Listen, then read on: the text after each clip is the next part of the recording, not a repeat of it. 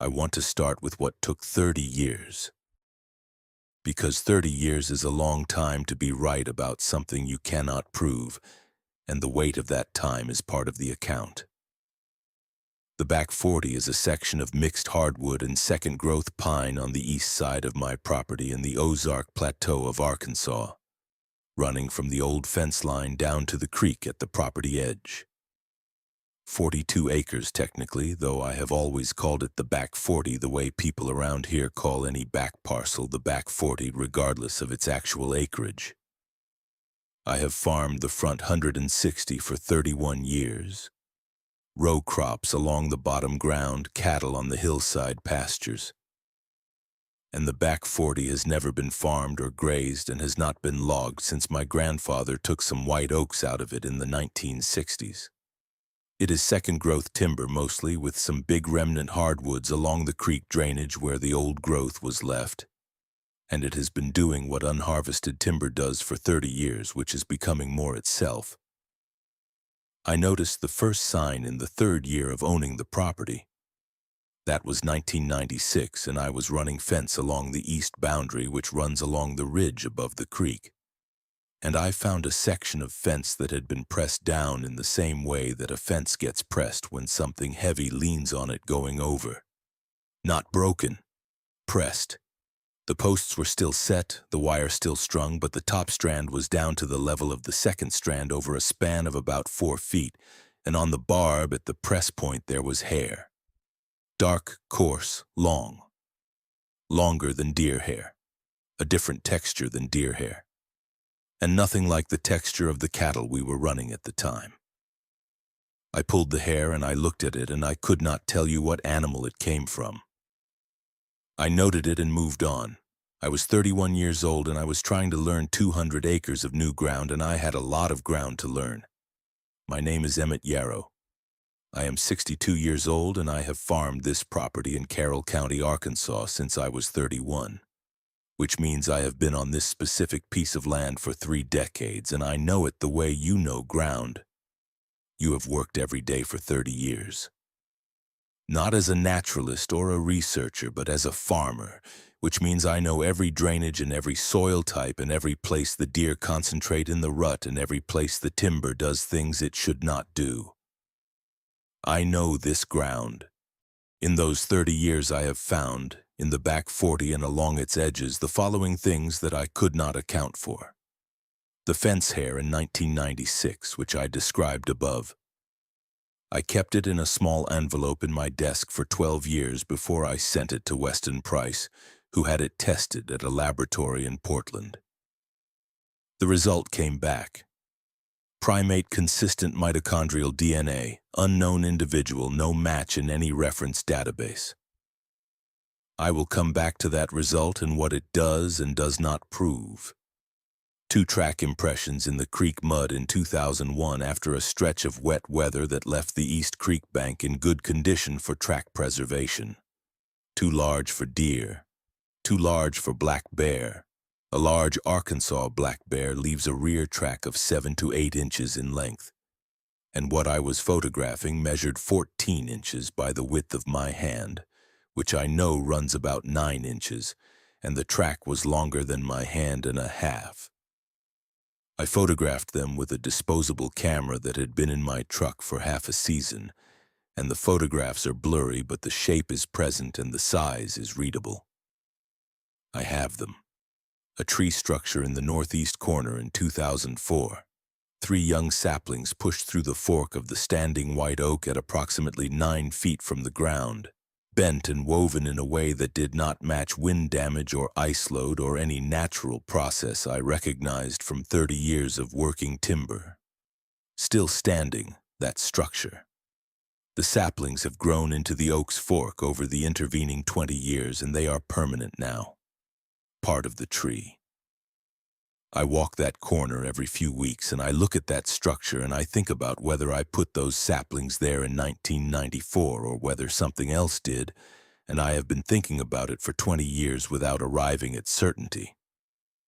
A series of what I came to call knock trees on the East Ridge, beginning in 2007 and continuing intermittently since.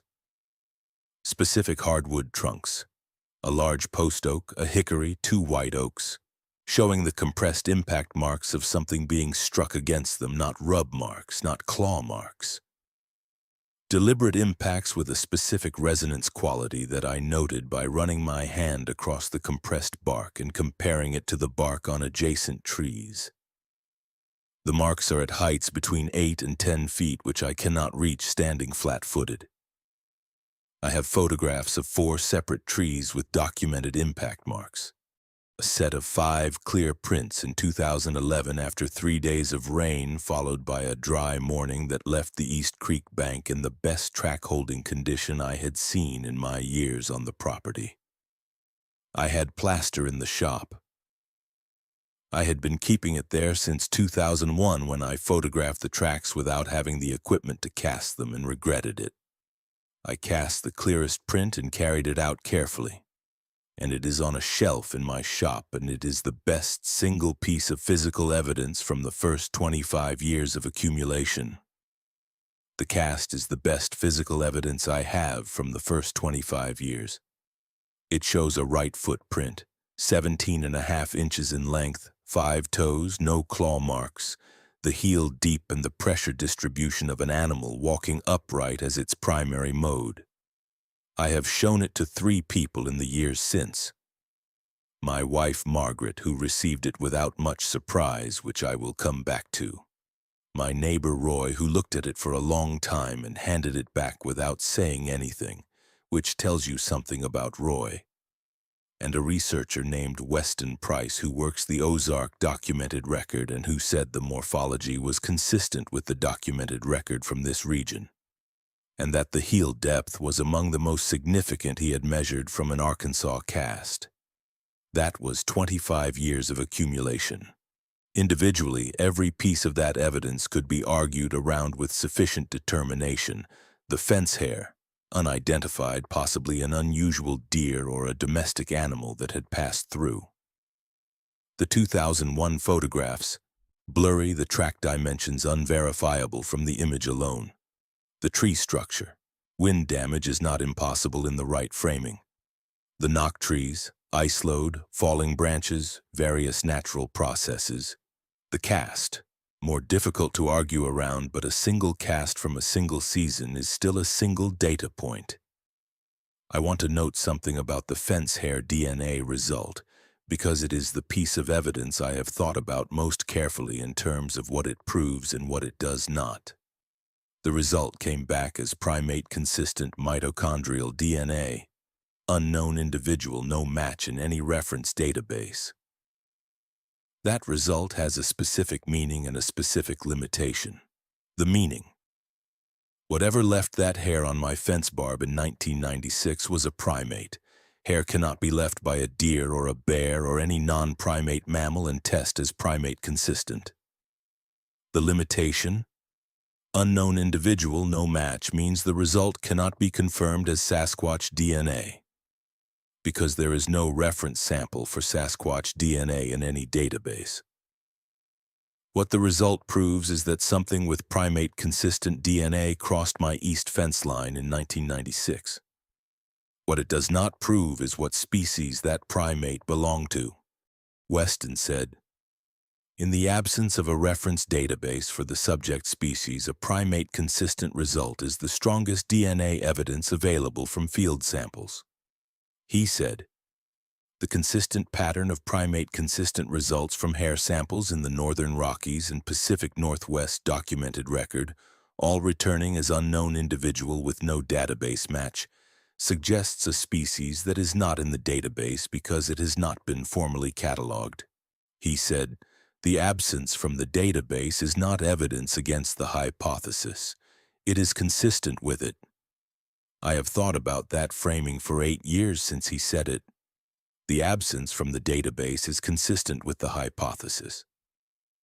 The accumulation of primate-consistent results from samples across different states and different decades, all returning unknown individual, all returning no match.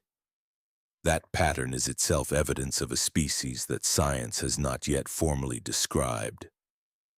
Not proof, evidence. And the fence hair from my back 40 boundary in 1996 is one data point in that pattern.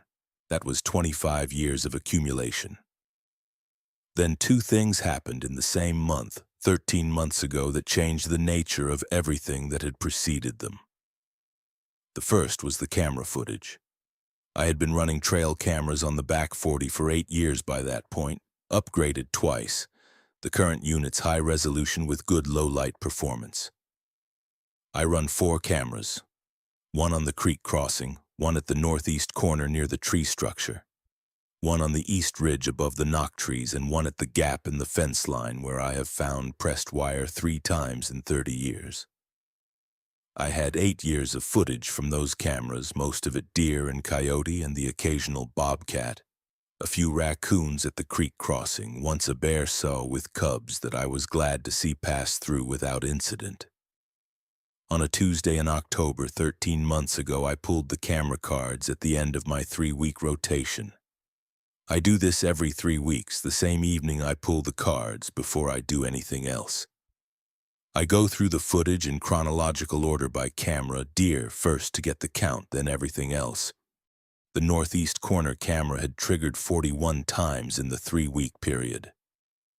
I went through the triggers in order: deer, deer, coyote, deer, coyote, the bear sow alone, this time moving south along the ridge, more deer, coyote again.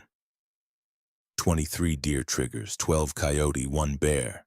That accounts for 36 of the 41. Then I got to the 37th trigger. Timestamp: 2:17 a.m., Wednesday, the 2nd week of the rotation period. The frame showed the northeast corner exactly as I have set it up to show.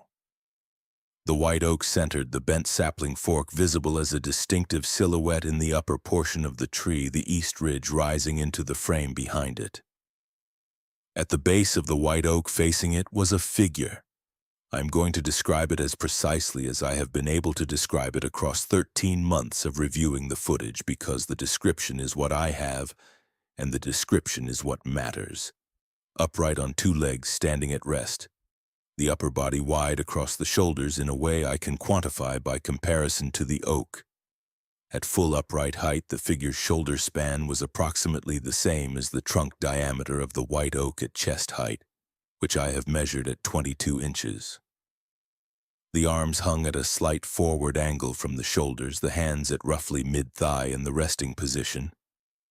Longer relative to the torso than human arm proportion, the hanging position too low for a person standing at rest. The height. I use the oak as reference. I know that tree. I know where the first major fork is at 4 feet 6, and I know where the second major fork is at 7 feet 9, because I have measured both for reasons I could not have articulated in 1994 when I was planting saplings in that fork, but which I can articulate clearly now. The crown of the figure's head was at the second major fork, 7 feet 9 minimum. It was standing at the white oak with its right hand raised to the trunk, touching the bent saplings in the fork. The gesture was not striking, not gripping, not the gesture of an animal investigating a tree for food. The gesture was the gesture of touching something you know, the way a person might put a hand on a familiar door frame or a fence post they have passed 1,000 times. Familiar contact. The body language of something that had been to this tree before and had come back to it. The camera ran for 47 seconds. 47 seconds of clear footage on a high-resolution, low-light camera. The figure fully in frame for 38 of those 47 seconds. I watched it 3 times before I moved to the 38th trigger. Then the 39th, 40th, 41st. The same figure 4 more times. October 4th, October 9th, October 14th, October 19th. Always the northeast corner. Always between 1 and 3 in the morning. Always at the white oak. Duration ranging from 22 seconds to the 47 of the first. On the October 14th trigger, a second figure was visible at the east ridge edge for approximately 12 seconds before both moved back into the timber. The second figure was noticeably smaller. My estimate from the proportional relationship in the frame put it at 5.5 to 6 feet. which relative to the primary figure read as either a juvenile or a smaller adult. I watched the October 14th trigger 6 times. The primary figure at the white oak, the second figure at the timber edge, both of them knowing where they were. I closed the laptop and I sat at the kitchen table for a few minutes, and then I called Margaret in.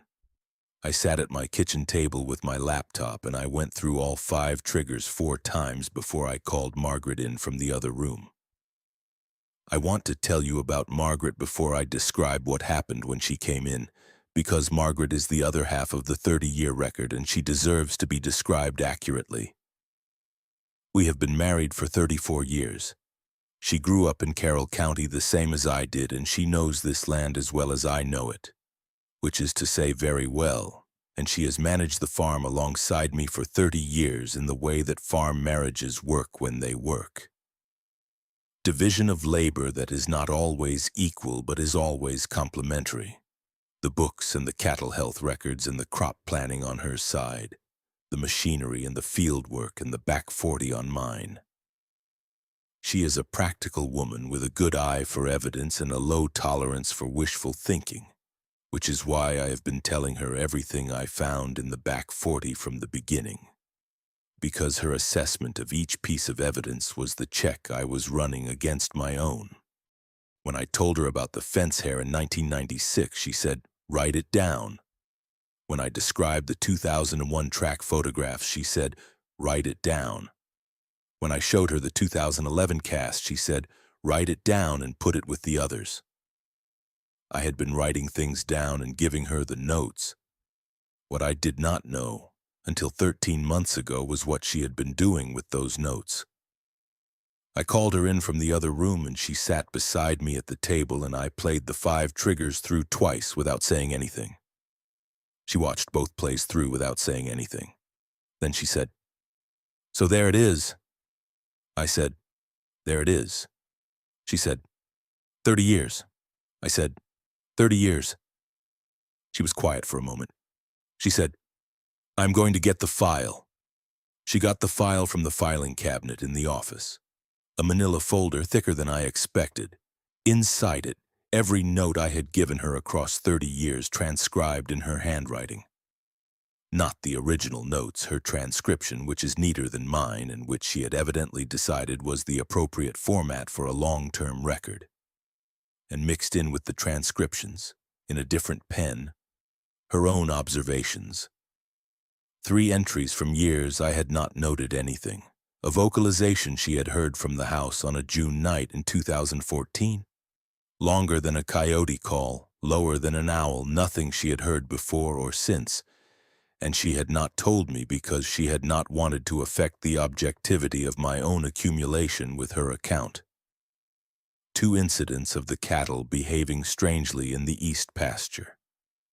Restless, moving to the far fence away from the back 40 boundary, which cattle do when something in the adjacent timber is outside their catalog of familiar presences. She had noted both incidents with dates and approximate times. I looked through the file for a long time without saying anything. Then I said, "You should have told me." She said, "I know." She said I was keeping my observations separate so they would not influence yours. I said, "They are consistent with mine." She said, "I know. That is why I kept them." 30 years of parallel record keeping, running in the same house on the same property, documenting the same back 40 from 2 observational positions. The notes match. The second thing that happened that month was the Skookum cast connection, which Simon Weston Price helped me with when I contacted him about the camera footage. The Skookum cast is a large primate body impression collected in the year 2000 in the Gifford-Pinchot National Forest in Washington by a BFRO expedition. A cast of a forearm, hip, thigh, and heel from an animal that had lain on its side at the edge of a bait station rather than step into the soft mud. Primate specialists who examined it described it as consistent with a large, unknown primate. Weston used the heel depth and width measurements from the Skookum cast as a comparative reference for the heel depth in my 2011 cast, and the comparison shows consistency within the expected range of individual variation for the same species. He said, "Your cast and the skookum cast are consistent with the same animal type." He said that carefully, the way researchers say things they are prepared to defend, and I appreciated the care. He also said something about the camera footage that I have thought about since. He said, "The return to the same structure across 5 nights in 3 weeks is documented behavior and habituation accounts from the region, but the frequency within a single monitoring period is unusual." He said, "This is the kind of footage that the documented record rarely produces. Most camera evidence is partial, a shoulder at the edge of the frame, a partial figure in poor light. What you have is multiple full-frame captures of the same individual at a known site across a 3-week period." He said, "This is among the most significant camera evidence from an Arkansas source in the documented record." I asked him about the second figure on October 14th. He said, "A smaller individual visible for 12 seconds at the timber edge is consistent with a juvenile by the proportional relationship of the 2 figures in the frame, or with a smaller adult female." He said, "The presence of a second individual at a site where a primary individual has been documented is significant for what it implies about social structure." He said they knew the site. They both knew the site. I have been farming this property for 30 years. I have been accumulating evidence of something using the back 40 for 30 years. And what the camera footage told me in 5 triggers across 3 weeks in October is that the something has been using the northeast corner specifically, the white oak with the bent saplings grown into the fork. Across the 30 years I have owned this land, and has been doing so while I was on the front pastures and in the hay fields and running cattle and doing the work of a 200-acre farm in Carroll County, Arkansas.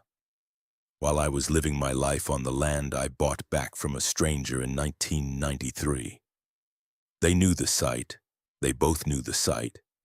I do not know how long they have known it. I do not know if the figure that touched the saplings in the fork in October is the same individual whose track I cast in plaster in 2011, or if that individual's track preceded another generation's knowledge of the corner. What the footage and the 20 years of noting evidence before the footage tell me is that the relationship with the northeast corner is long enough that it has been passed between individuals, and that the passing suggests a social structure in which specific locations are known and transmitted across time. The Patterson-Gimlin film was shot in 1967 in Bluff Creek, California. Old-growth mixed conifer, a salmon-bearing creek drainage, the specific ecology that the documented record returns to most consistently. The East Sales First Nation has documented Saskats in Pacific coastal old growth since centuries before European contact. The Ozark Plateau is a different ecosystem, a different kind of old, drier, the hardwood forest of the interior rather than the coastal rainforest. But the documented record from this region is substantial and goes back to the early 20th century. And the Carroll County drainage specifically has 3 prior documented accounts in Weston's files.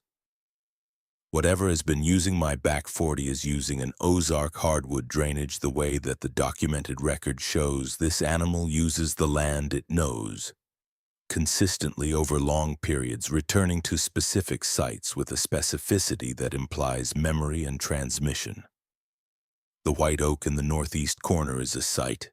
It has been a site for at least as long as I have owned this property, and probably longer. I walk out to the northeast corner every few weeks. I go in the morning, when the October light comes through the hardwood canopy at the angle that shows the structure in the white oak fork clearly.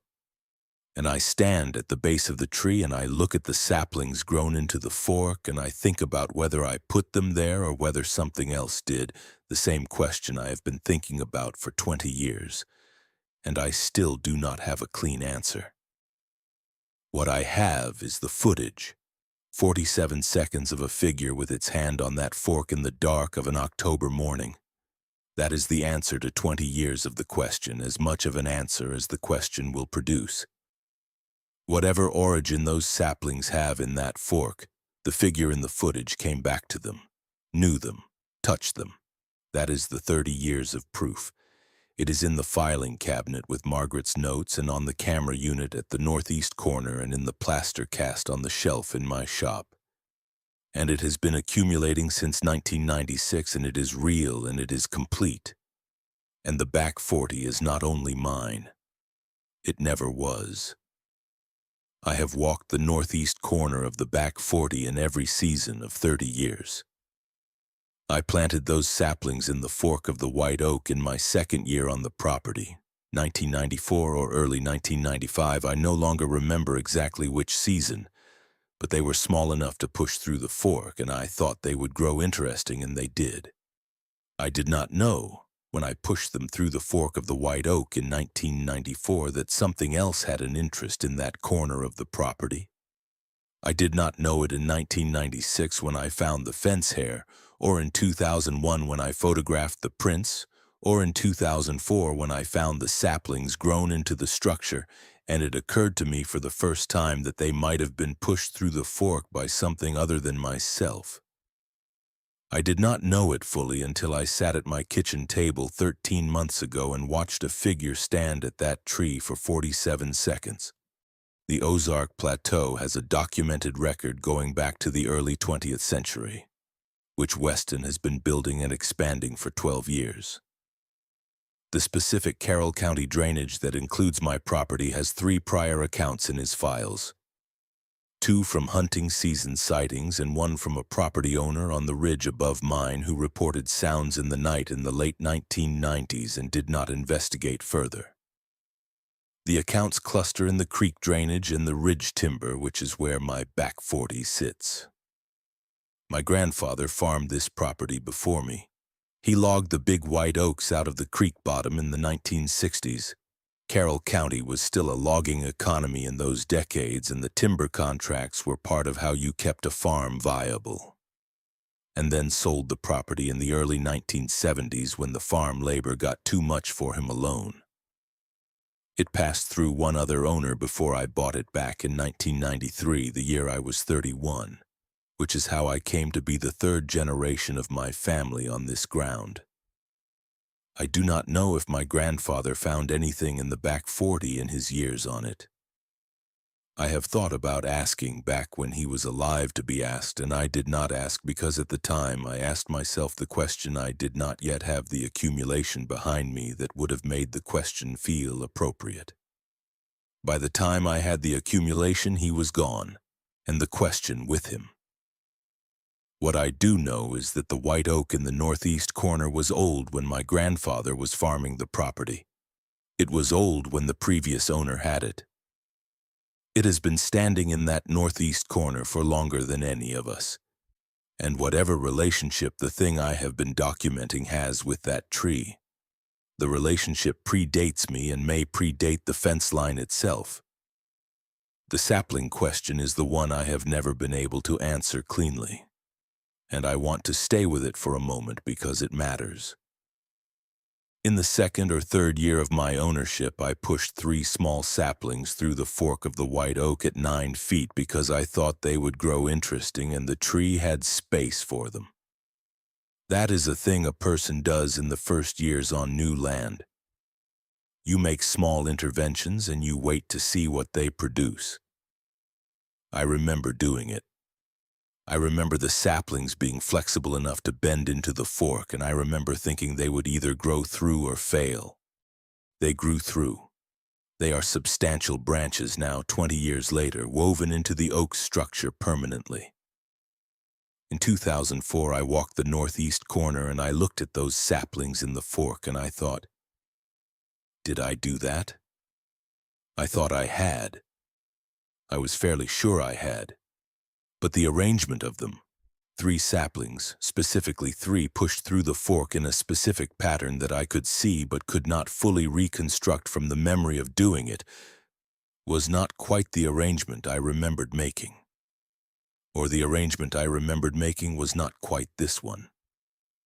The memory of doing it was present, but the specificity of the memory did not match the specificity of what I was looking at.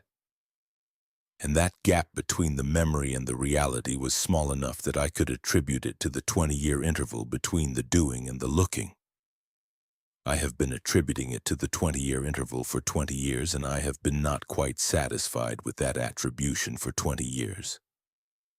The footage shows the figure touching the saplings in the fork with the specific familiarity of something that knows what it is touching. Whatever the origin of those saplings in that fork, my hands in 1994 or something else's hands in a year I cannot determine. The figure in the footage has a relationship with the structure that is not casual. It came back 5 times in 3 weeks. On one of those visits, it was accompanied by a smaller individual. Both of them knew the site. Margaret read the Weston Price analysis after he filed it with me, and she sat with it for a while, and then she said 30 years. I said 30 years. She said I should have shown you the file sooner. I said it would not have changed anything. She said no, but it would have meant you were not carrying it alone. I said I knew you were keeping notes. She said I know you knew. She said I was keeping them for the same reason you were, because the evidence was real and someone had to keep the record. We have been keeping the record together for 30 years, it turned out, in parallel, without always telling each other what we were noting. That is the kind of thing that happens in a long marriage on a piece of land you both love. The land produces things, and you note them and you carry them, and eventually you compare notes. The notes match. The cameras are still running. The northeast corner camera on a dedicated motion-sensitive unit upgraded again last month, running continuously. The figure has returned 3 times since October of last year, once in February, once in April, once in July. The February visit was the longest. 61 seconds, the figure at the white oak, 1 hand on the trunk and 1 hand in the fork where the saplings have grown in. The April and July visits were shorter, each time alone. I check the camera every 3 weeks, regular as anything. I go through the footage the same evening. I note what I find in the notebook that is now kept with Margaret's file in the filing cabinet in the office. The 30 years of accumulation organized into a single record that we are both adding to. The record is real and it is complete, and it covers 30 years of a specific piece of ground in Carroll County, Arkansas. And what it shows is that the back 40 is not only mine. It has never been only mine. Something else has been in it for at least 30 years and probably longer, using the northeast corner, returning to the white oak, touching the saplings in the fork, and doing so with a consistency and a purposefulness that is not random and is not territorial in any sense that the standard frameworks for animal territorial behavior can account for. I am not sure what framework accounts for it. Weston is not sure either, and he has been looking at this region's record for 12 years.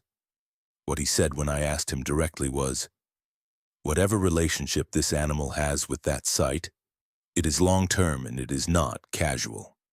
He said, 30 years of documented use at a single site with 2 individuals present in the same month suggests a social relationship with the location that is passed between individuals across time.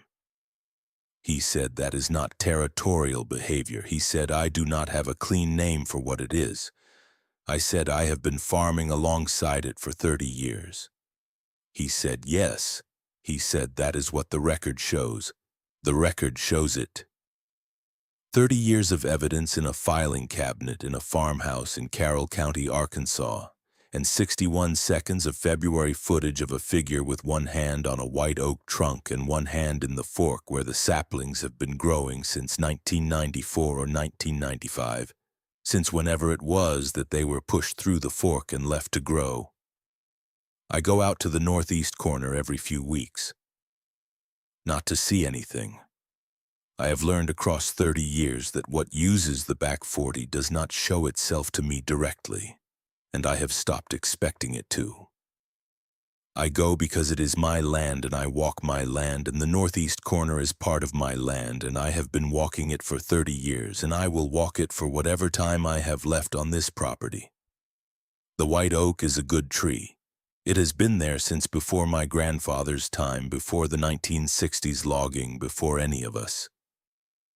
The saplings in the fork have been growing for 30 years, and they are not saplings anymore.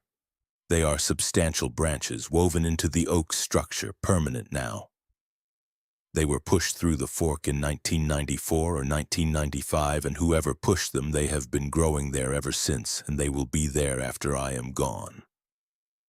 Something comes to that tree in the dark. It has been coming for at least 30 years. It will probably keep coming. That is the proof I have been collecting for 30 years. It is in the filing cabinet with Margaret's notes.